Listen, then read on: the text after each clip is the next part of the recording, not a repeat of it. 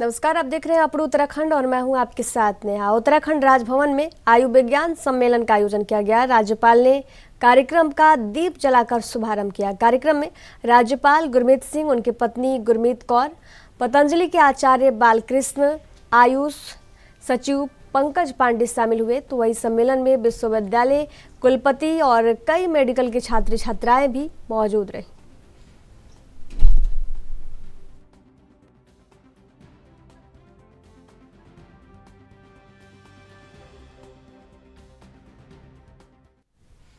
उत्तराखंड के मुख्यमंत्री पुष्कर सिंह धामी राजस्थान के कोटा पहुंची, जहां उन्होंने मीडिया से बात करते हुए कहा कि पिछले 5 सालों में राजस्थान में ऐसी सरकार है जो केंद्र से मिलने वाली धनराशि को राजस्थान में लगाना नहीं चाहती है। वे यहां के लोगों को फायदा नहीं पहुंचाना चाहती है। भ्रष्टाचार के मामले में राजस्थान पहले नंबर पर है। यहाँ पर अपराध के सारे आंकड़े पार हो रहे हैं। यहाँ पर जितने हिंदू त्योहार या पर्व हो, उन पर्व पर पाबंदी लगा दी जाती है।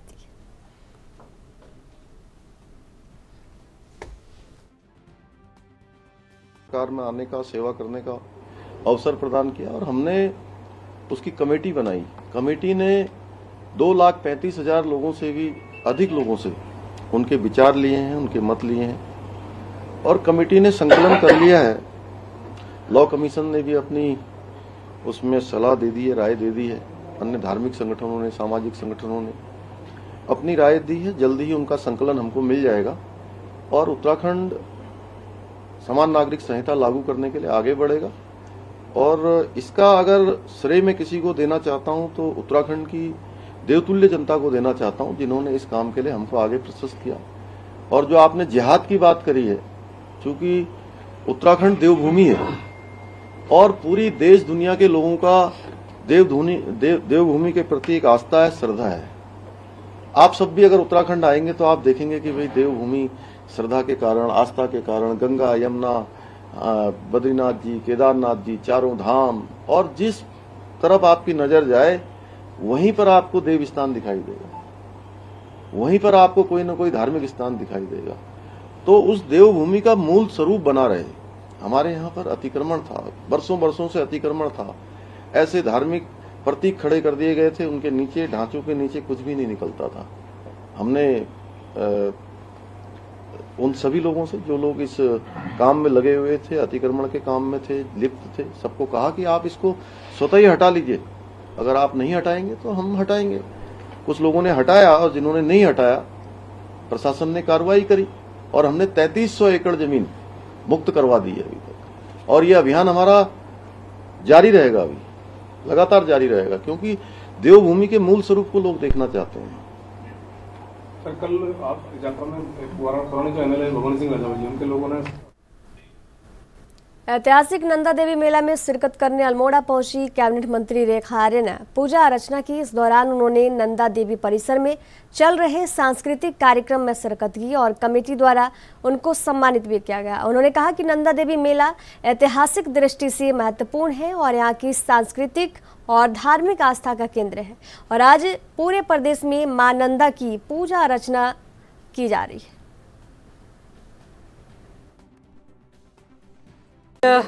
अपने जनपद जो कि सांस्कृतिक और धार्मिक आस्थाओं का प्रतीक है और मैं समझती हूँ कि इस ऐतिहासिक पर्व में, जो कि मां नंदा के मेले के रूप में हर अल्मोड़ा वासी और प्रदेशवासी मां नंदा सुनंदा की स्तुति में यह मेले का आयोजन होता है। मुझे लगता है कि हर एक व्यक्ति यहाँ आस्था से ओतप्रोत है और माँ को आज स्तुति करते हुए उसको याद करता है और उसकी कृपा पाने के लिए सदैव तत्पर रहता है। और मुझे लगता है कि ये पौराणिक मेले ही हमारी परंपराओं को, हमारी संस्कृति को संजोए रखने का काम करता है। आज मुझे भी नंदा मेले में आने का अवसर मिला है। मैं माँ का बहुत धन्यवाद और आभार। महिला कांग्रेस ने सैकड़ों की तादाद में देहरादून की हाथी बड़कला पहुंचकर सीएम आवास का घेराव करने का प्रयास किया, जहां उन्हें बैरिकेडिंग लगाकर रोक दिया गया। इसके बाद महिलाएं कांग्रेस प्रदेश अध्यक्ष के साथ धरने पर बैठ गई। महिला कांग्रेस प्रदेश अध्यक्ष ज्योति रौतेला ने कहा कि अंकिता की हत्या को 1 साल पूरा हो गया है, लेकिन अभी तक सरकार ने वीवीआईपी का पता नहीं लगाया। उन्होंने आगे कहा कि कई अन्य मुद्दे हैं जिनको लेकर कांग्रेस मुख्यमंत्री आवास का घेराव कर रही है। इसके साथ ही उन्होंने अपना मुंडन भी करवाया है।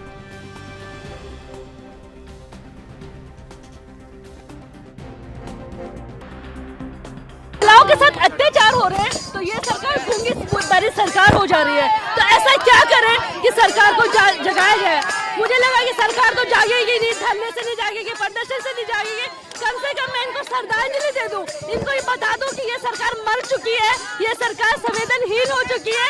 इनको महिलाओं का रेप से कोई फर्क नहीं पड़ता है, इनको महिलाओं के नग्न अवस्था में घूमने से कोई फर्क नहीं पड़ता है, इनको पहाड़ किसी बेटी के साथ शोषण से कोई फर्क नहीं पड़ता है। तो आज मैंने इस सरकार को श्रद्धांजलि दी है अपने ये बाल बुलवा के। पराकाष्ठा हो गई जब अंकिता भंडारी जो एक नौजवान लड़की अपनी रोटी रोजी कमाने के लिए बाहर निकली घर से, तो उसकी जिस प्रकार से हत्या करी गई, उसके पीछे जो कारण है वो कारण ये राज्य की सरकार छुपाना चाहती है। जो वीवीआईपी है जिसके कारण उसको गलत काम के लिए लगातार ढकेला जा रहा था, उसके ऊपर प्रेशर बनाया जा रहा था, और जब वो नहीं मानी तो उसकी हत्या कर दी गई। पूरा प्रदेश जानना चाहता है कि वो वीवीआईपी कौन है। हमारा ये आरोप है कि क्या वो आरएसएस से जुड़ा है, क्या वो बीजेपी से जुड़ा है, क्या वो बीजेपी की सरकार से जुड़ा है, क्योंकि जो इस हत्या के पीछे पूरा परिवार शामिल है वो बीजेपी के दायित्वधारी सरकार के थे, वो बीजेपी संगठन के थे, और वो आरएसएस से भी जुड़े हुए थे। तो हमको ये लगता है और राज्य की जनता को ये लगता है कि जो वीवीआईपी है वो कहीं ना कहीं सत्ताधारी दल के से कहीं ना कहीं डायरेक्टली इनडायरेक्टली जुड़ा है, इसलिए पूरी सरकार उसको बचाना चाहती है। पूरे प्रदेश की जनता एक साथ से मांग कर रही। 4 दिन पहले हमने अंकिता भंडारी की बरसी मनाई, उसकी आत्मा भटक रही है। उत्तराखंड में मध्य क्षेत्रीय परिषद की बैठक 7 अक्टूबर को आयोजित होगी। ये बैठक टिहरी जिले में नरेंद्र नगर में आयोजित की जाएगी। इस बैठक में 4 राज्यों के मुख्यमंत्री और अधिकारी भाग लेंगे। बैठक देश के गृह मंत्री अमित शाह के नेतृत्व में आयोजित की जाएगी। इससे पहले ये बैठक 24 सितंबर को आयोजित की जानी थी, लेकिन ये बैठक अब 7 अक्टूबर को होगी। आपको बता दें कि इस बैठक में करीब 3 दर्जन मुद्दों पर चर्चा होगी। बैठक अभी 7 अक्टूबर 2023 को तय हुई है। पहले जो डेट थी 24 सितंबर की, वो किसी कारण से बैठक नहीं हो पाई है।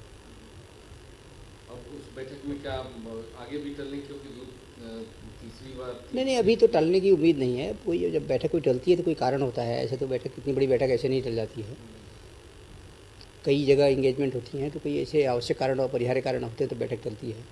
ये बैठक कहाँ होगी और उत्तराखंड के लिहाज से कितना? ये बैठक नरेंद्र नगर में होनी है, होटल वेस्टिन है वहाँ पे होनी है 7 अक्टूबर को, जिसमें माननीय गृह मंत्री जी रहेंगे, अध्यक्षता उनकी होती है। 4 राज्य हैं, उत्तराखंड है, यूपी, एमपी और छत्तीसगढ़। तो चारों राज्यों के माननीय मुख्यमंत्री जी रहेंगे और होम सेक्रेटरी सर रहेंगे भारत सरकार से। भारत सरकार के कई विभागों के सेक्रेटरी रहेंगे और बहुत सीनियर ऑफिसर्स रहेंगे साथ में। चारों राज्यों के 2 माननीय मंत्री जी रहेंगे, चारों राज्यों के चीफ सेक्रेटरी सर रहेंगे और बाकी अधिकारी की टीम रहेगी। जो एजेंडा बिंदु हैं उस पर चर्चा करेंगे और उसमें फिर जो डिसीजन होगा ऊपर से डिसीजन होगा। सर, एजेंडा क्या क्या रहता है? क्योंकि आम लोगों को जब मध्य क्षेत्रीय परिषद की बात होती है तो उनको लगता है कि सीमा विवाद या इस तरह की चीज़ें। नहीं, ऐसा एजेंडा ऐसे कैजुअल एजेंडा नहीं होता। उसके पहले एक चीफ सेक्रेटरी की अध्यक्षता में बैठक होती है। जैसे यहाँ पे बैठक 4 फरवरी को हुई थी चीफ सेक्रेटरी सर की अध्यक्षता में उत्तराखंड में, तो उसमें सभी राज्यों के प्रतिनिधि आए थे, बाकी लोग आए थे, अधिकारी लोग आए थे, तो करीब 58 एजेंडा के आसपास थे लगभग। तो उस बैठक में, इस बैठक के लिए जो बैठक प्रस्तावित है, इसके लिए एजेंडा तय किया जाता है। तो जो प्रस्ताव थे उसमें से बहुत सारे ऐसे काम होते हैं कि जो रिजॉल्व हो जाते हैं। तो जो रिजॉल्व हो गए हैं वो रिजॉल्व हो गए हैं, जो रिजॉल्व नहीं होते उस बैठक। प्रदेश में डेंगू के मामले लगातार बढ़ रहे हैं। डेंगू की रोकथाम के लिए सरकार विभिन्न प्रयास भी कर रही है। वहीं दून अस्पताल के बाल रोग विशेषज्ञ डॉक्टर सुनील मलिक ने कहा कि बरसात के दिनों में डेंगू और मलेरिया का खतरा जो है और अधिक बन जाता है। उन्होंने कहा कि अपने घर के आसपास पानी इकट्ठा नहीं रहने दें, जिससे कि मच्छर पैदा ना हो सके। उन्होंने बच्चों को फूल आस्तीन के कपड़े पहनने की सलाह दी।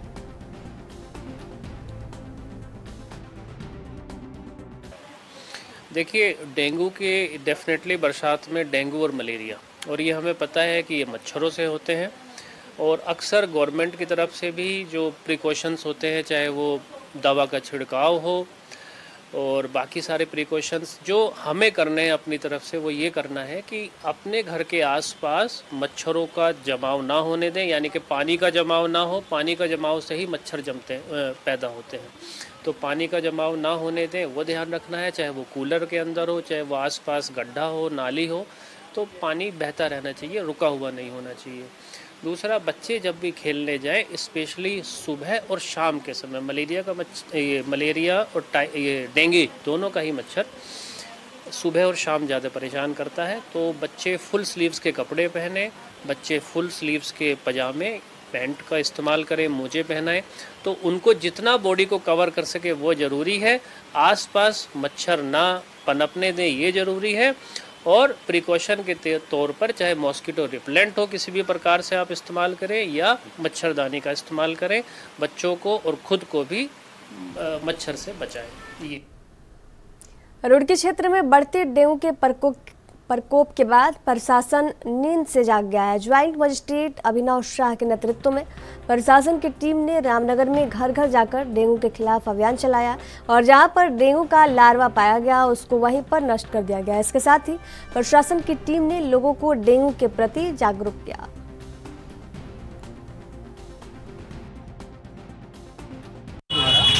रामनगर वार्ड नंबर 25 में घर घर जाकर सोर्स रिडक्शन हेतु एक सर्वे किया गया और लोगों को जागरूक किया गया। इसमें यही देखा गया कि कहीं डेंगू के कहीं लार्वा तो नहीं पनप रहे, तो उसी क्रम में थोड़ा बहुत लार्वा मिले तो हमने उनको से नष्ट करा और लोगों को जागरूक भी करना है। तो इसी क्रम में मेरा सभी जो भी यहाँ पे लोग रहते हैं अनुरोध है कि आप भी चेक कर लें कि आपकी कहीं छतों में जैसे होता है कोई पॉट में या किसी और बर्तन में पानी ना हो ताज़ा, आप कूलर चेक कर लेंगे, कूलर में जो भी पानी है रेगुलरली चेक कर रहे तो उसमें लार्वा ना पनपे और अपने आसपास पूरी अच्छे से देखेंगे कि उसी वजह से डेंगू आगे क्या ये रोज का चलेगा इस तरह की प्रक्रिया? ये सभी अधिकारी भी निर्देश हैं तो जहाँ भी आप लोग जाएँ कोई ना कोई अधिकारी कहीं ना कहीं जाता रहेगा। कुछ ग्रामीण में भी हमने करा है, नगर निगम वाले अपना नगर निगम तो ये आगे चलता रहेगा।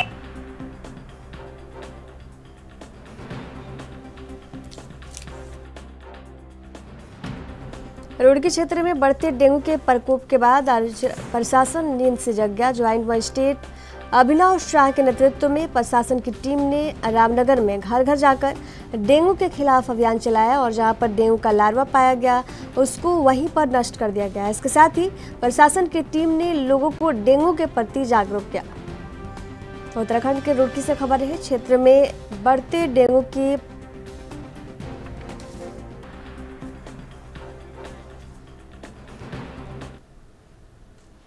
देहरादून में स्पा सेंटर के आड़ में चल रहे अनैतिक देह व्यापार के धंधे का पुलिस ने पर्दाफाश किया है। पुलिस ने स्पा सेंटर की महिला मैनेजर और एक देहरादून निवासी पुरुष को गिरफ्तार किया है। वही स्पा सेंटर के मालिक मनोज कुमार फरार है। स्पा सेंटर से 41,500 रुपये और अश्लील सामग्री भी बरामद की गई।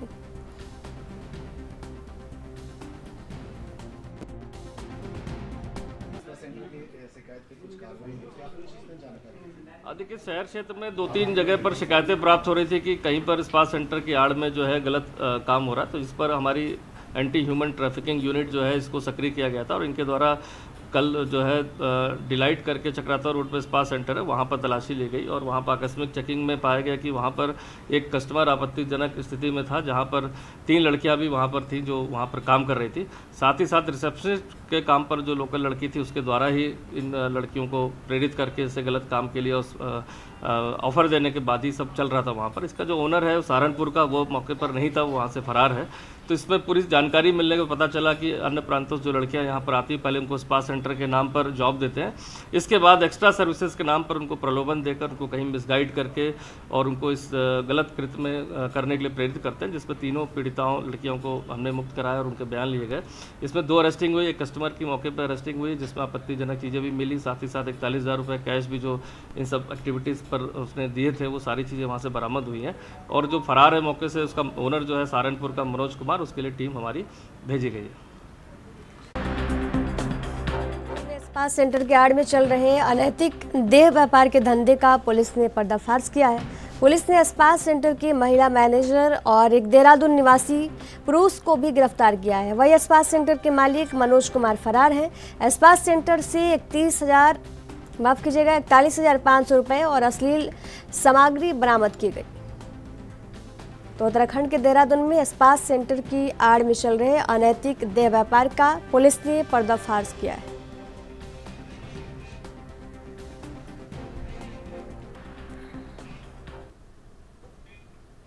यहाँ रुकेंगे एक छोटी सी ब्रेक के लिए। ब्रेक के बाद जल्द हाजिर होंगे। देखते रहिए ANB न्यूज़।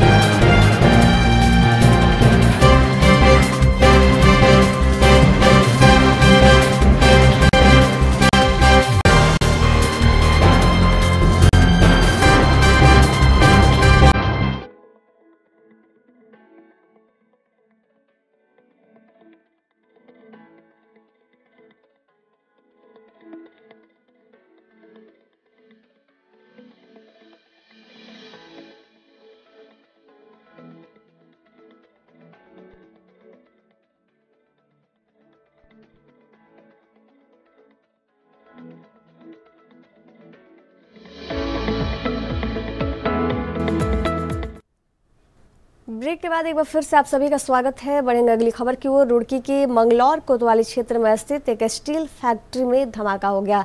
इस धमाके में फैक्ट्री के कई कर्मचारी घायल हो गए। घटना के बाद फैक्ट्री प्रबंधन ने आनन फानन में सभी कर्मचारियों को मुजफ्फरनगर उपचार के लिए भेजा, जहां उनका इलाज जारी है। वही घटना की जानकारी मिलते ही मंगलौर पुलिस मौके पर पहुंची और फायर ब्रिगेड टीम को बुलाया गया। टीम ने घटनास्थल का निरीक्षण किया। फिलहाल पुलिस ने मामला दर्ज कर जांच पड़ताल शुरू कर दी।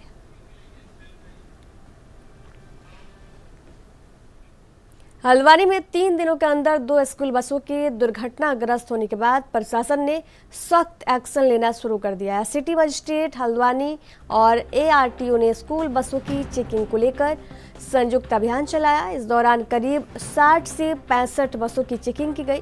2 बसों को सीज किया गया और 12 से ज़्यादा बसों का चालान काटा गया। साथ ही ड्राइवर और कंडक्टर को सख्त हिदायतें दी गई कि बच्चों की सुरक्षा को ध्यान में रखते हुए यातायात के नियमों का पालन करें। वैसे तो स्कूल की गाड़ियों की हम रेगुलर चेकिंग करते रहते हैं, पर आज एक स्पेशल ड्राइव लगाई थी सिटी मजिस्ट्रेट मैम के साथ, और 1-2 कुछ ऐसे हादसे हो गए तो हमने सोचा कि एक स्पेशल ड्राइव आज लगाई जाए। तो इसमें हम लोगों ने ड्राइवर के लाइसेंस चेक करे और बाकी जो वाहन है मानकों के अनुरूप है या नहीं है, और 50 से ज़्यादा वाहनों को हमने चेक करा, जिसमें से 2 सीज भी हुई हैं और लगभग 12-14 चालान हुए।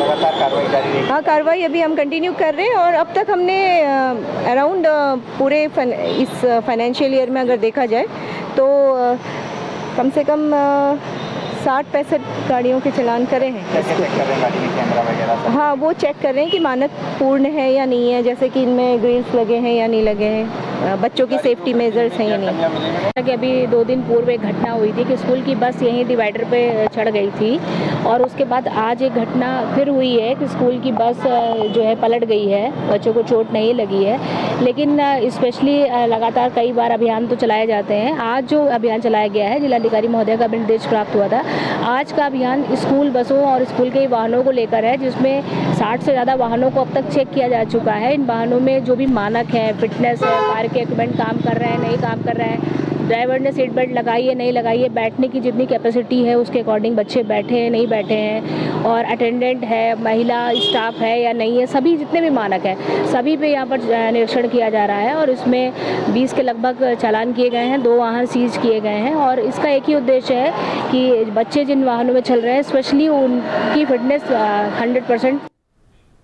देहरादून में नगर निगम अब सभी फाइलों का डिजिटलीकरण किया जा रहा है।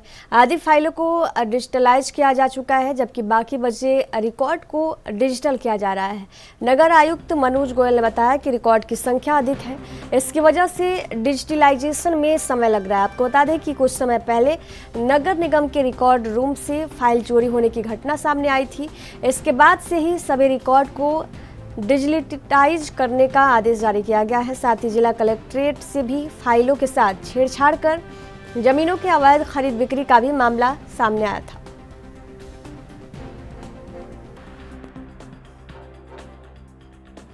इसमें काम चल रहा है। इसमें ऑलरेडी जो काम हम लोगों ने शुरू किया था वो काम तो लगभग पूरा हो चुका है। इसी के साथ हमने नेक्स्ट फेज में जो हमारे असेसमेंट रिकॉर्ड्स हैं या जो अन्य रिकॉर्ड्स हैं उनको भी हम लोगों ने डिजिटाइजेशन का काम शुरू करवा दिया है। काफ़ी बड़ी संख्या में रिकॉर्ड है और मेरे को लगता है समय लगेगा, पर हम लोग अपना लगातार G20 के दौरान लगाए गए सैकड़ों पौधों का वन विभाग ख्याल नहीं रख पा रहा है। बिना देखभाल के पौधे नष्ट हो रहे हैं। G20 के तहत त्रिवेणी घाट और आसपास के क्षेत्र में शहर को सुंदर बनाने के लिए सैकड़ों पौधे गमले में लगाए गए थे, जिनकी अब कोई सूद लेने वाला नहीं है। पानी और खाद की कमी के कारण पौधे मुरझाए हुए दिखाई दे रहे हैं। वहीं पूर्व राज्य मंत्री कृष्ण कुमार ने मीडिया प्रभारी सागर बिष्ट ने कहा कि G20 के दौरान शहर को सुंदर बनाने के लिए नटराज चौक से त्रिवेणी घाट तक सैकड़ों पौधे लगाए गए थे, जो वर्तमान समय में देखरेख के अभाव के चलते सूख रहे हैं।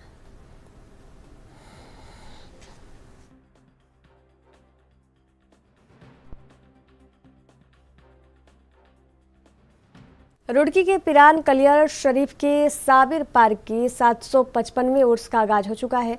हज हाउस में रुड़की ज्वाइंट मजिस्ट्रेट अभिनव शाह और एसपी देहात स्वप्न किशोर सिंह ने तमाम अधिकारियों के साथ मेले में तैनात पुलिसकर्मियों के साथ एक बैठक ली। बैठक में सभी को अहम दिशा निर्देश दिए गए और मेले को सकुशल संपन्न कराने की बात कही गई। साथ ही उन्होंने कहा कि बाहर से आने वाले जायरीनों को किसी तरह की असुविधा न होने दी जाए। वही क्षेत्र में फैल रहे डेंगू को लेकर भी ज्वाइंट मजिस्ट्रेट ने साफ शब्दों में अधिकारियों को दिशा निर्देश दिए।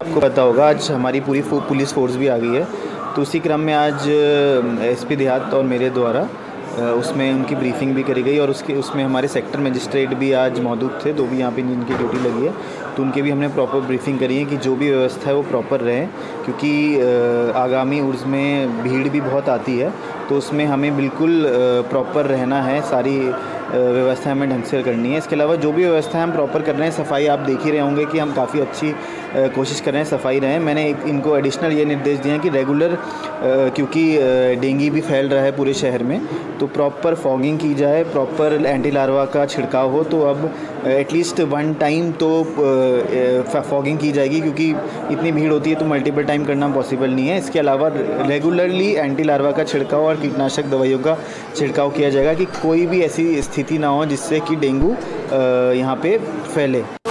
4 सेक्टर में विभाजित किया गया है और प्रत्येक जोन का प्रभारी या तो सब इंस्पेक्टर या एसओ रैंक के अधिकारी बनाए, सेक्टर के प्रभारी सब इंस्पेक्टर रैंक के अधिकारी बनाए गए हैं। आज प्रॉपरली सभी की ब्रीफिंग की गई है, उन्हें उनके दायित्वों से अवगत कराया गया है और साथ ही सचेत किया गया है कि किसी भी आकस्मिकता की स्थिति में किसी तरह की कोई हड़बड़ी न दिखाएं, मर्यादित और संयमित तरीके से व्यवस्थापन में आम जनता का भी सहयोग लें और आम जनता को सहयोग करें। साथ ही आम लोगों से अपील की जा रही है कि वे इस उर्स को समुचित तरीके से सकुशल संपन्न कराने में अपना सकारात्मक योगदान दें। बच्चों, दिव्यांगों और महिलाओं की गरिमा का और उनकी सुरक्षा का विशेष ध्यान रखें। कहीं भी कोई भी आशंका की स्थिति उत्पन्न होती है या किसी को कोई मदद की दरकार होती है तो लोगों की मदद के लिए हाथ बढ़ाएं। उत्तराखंड राज्य गठन के 23 सालों में उत्तराखंड के अलग अलग थानों में अब तक 37,000 लोगों की गुमशुदगी लिखवाई गई है। इनमें से करीब 10,500 केवल नाबालिग बच्चे और 5,500 लड़के और करीब 4,900 बालिकाएं हैं। इन सभी मामलों में पुलिस अभी तक 32,000 लोगों की ही तलाश कर पाई है। आज भी करीब 5,000 से ज़्यादा लोग प्रदेश में मिसिंग चल रहे हैं, जिनकी गुमशुदगी की थानों में फाइल धूल फाक रही है। आपको बता दें कि इनमें करीब 500 नाबालिग बच्चे भी शामिल हैं। इन सभी को ढूंढने के लिए एक बार फिर डीजीपी अशोक कुमार ने ऑपरेशन स्माइल चलाया है। 2 महीने तक चलने वाले इस अभियान में सभी गुमशुदा लोगों को ढूंढने का प्रयास किया जाएगा।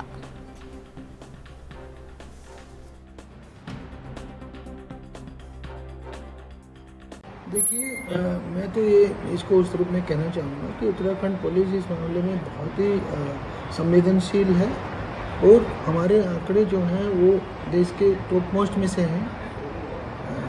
पिछले 23 सालों में जितने लड़के बालक गायब हुए हैं उसके 96% हमने रिकवर करा और इसी तरह बालिकाएं जितनी गायब हुई उनकी भी 96% रिकवरी है। महिलाओं की 90% रिकवरी है और हम लोग पिछले 8 साल से हर साल 1-2 महीने का ऑपरेशन स्माइल चलाते हैं। उसमें देश भर के कोने कोने से ढूंढ के लाते हैं। हमारे जितने ये सुधार गृह होते हैं वहाँ पे जाते हैं, जितने अनाथालय इस तरह की जितनी भी लोकेशन है सब पे हमारी टीमें जाती हैं। और पिछले 8 सालों में इस विशेष ऑपरेशन के दौरान भी हमने 3823 बालक बालिकाओं और पुरुष महिलाओं को बरामद किया है। तो मैं यही कहना चाहूँगा कि हमारी कोशिश रहती है कि अगर कोई भी बच्चा कोई भी लड़की मिसिंग है, इमीडिएट तत्काल हमारी टीमें निकलती हैं। मिसिंग रिपोर्ट आती है, सीसीटीवी से, मोबाइल नंबर से, जिस भी माध्यम से हम पता कर सकते हैं वो किया जाता है और वो ट्रैकिंग की जाती है। पहला, जब भी हमें रिपोर्ट लिखाई जाती है। फिर दूसरा जो हमने बताया कि एक स्पेशल अभियान चलाते हैं हर साल, जिसमें पुराने भी नए भी सारे केसेस लेते हैं। उसके थ्रू इतनी बड़ी रिकवरी हुई है। मैंने कहा ना, पिछले 8 सालों में 3800, मतलब स्पेशल अभियान में हर साल 500 की एवरेज है।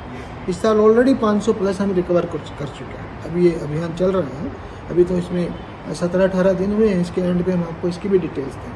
तो हम लोग बहुत थोरो और प्रोफेशनल तरीके से करते हैं। और आप जानते हैं कई बार बच्चे घर से नाराज़ होकर चले जाते हैं, कई बार कुछ लोग अपनी मर्जी से शादी वगैरह के लिए लड़कियां चली जाती हैं। तो वो कुछ फैक्टर्स रहते हैं कि जहाँ पे बरामदगियाँ नहीं हो पाती, बट अधिकांश हमारा जो है परसेंटेज बहुत हाई है। अपने उत्तराखंड की खबरों के सफर में फिलहाल दीजिए जाने की इजाजत। देखते रहिए एनबी न्यूज़। नमस्कार।